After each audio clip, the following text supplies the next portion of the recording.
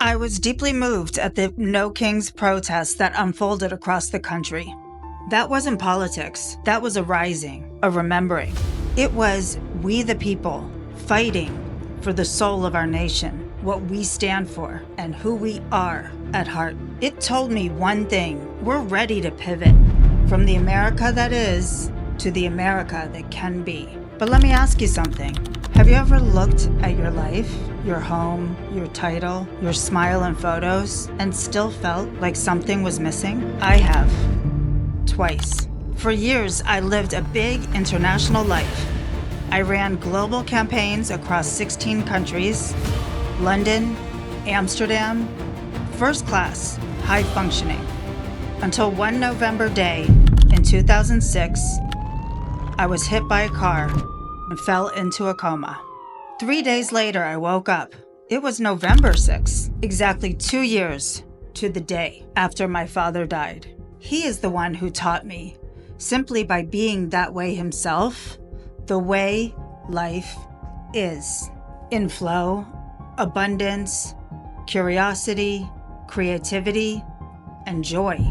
Like young children naturally are, before conditioning, before life happens. We always had a spiritual connection, eternal. I didn't expect him to disappear from my life ever, just because he died. So why didn't I feel him? Why didn't he give me any signs? But it wasn't him, it was me. He was there the whole time. He always had been. But somehow I lost connection to my true nature along the way.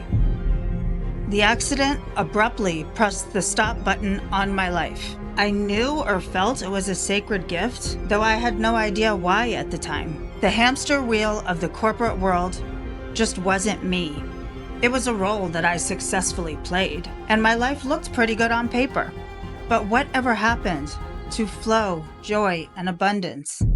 The TBI absolutely changed my trajectory.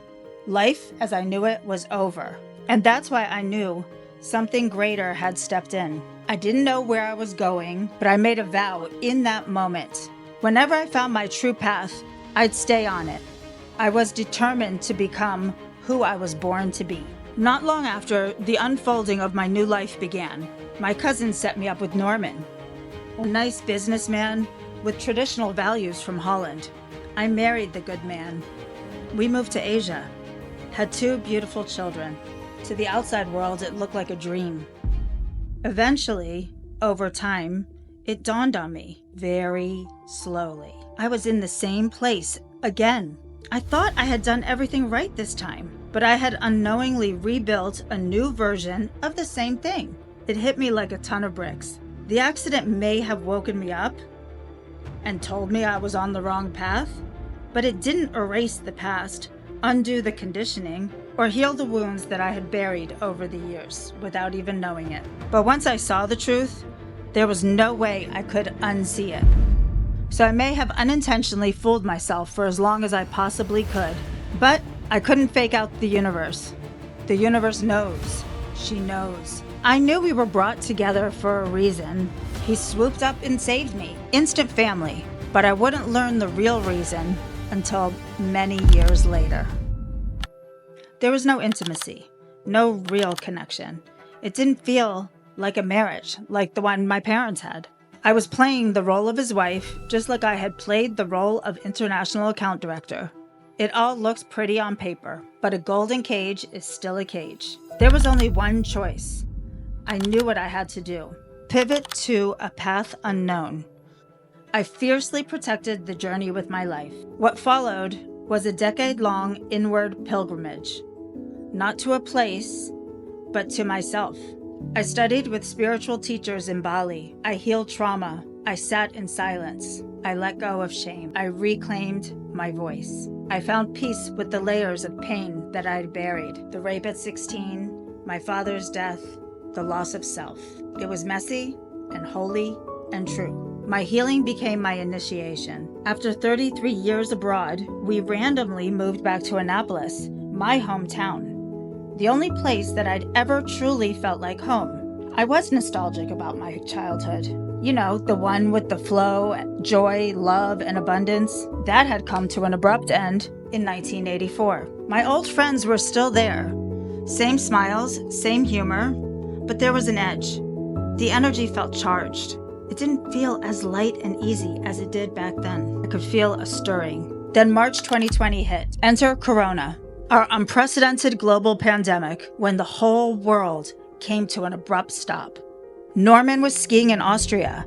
I was in Annapolis with the kids. We were separated by them officially, but still living under the same roof. Now, quarantine had kept us on separate continents indefinitely. A miracle? A sign? Whatever it was undeniable. I heard it again, the same voice that saved me in 2006. But this time, I was healed. Mind, body, and spirit. Now go, I heard her say. The door to the golden cage was open. And this time, I flew out and spread my wings. But something even deeper was unfolding.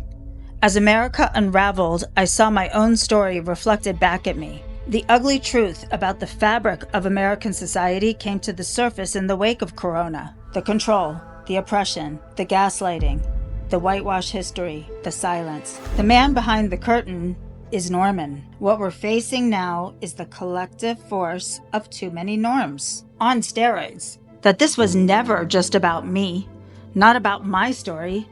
It was about all of us. It was always all of us. America is in her dark night of the soul now. Here's the truth no one tells you. Energy never dies. It can only be transformed.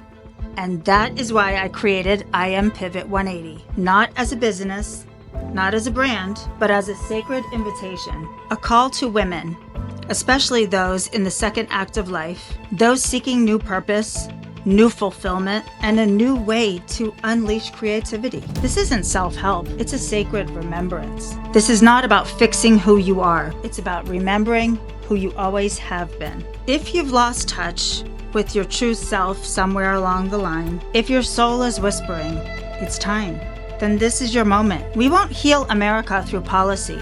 We won't change by force, mandate, or dictator. We heal her with presence, with truth, with power, with women who remember who they are. It starts with you and me, one woman at a time, one person at a time, one pivot at a time. If you're pivot curious and you want to see how this all unfolds or be part of it, fill out the form below and I'll keep you updated.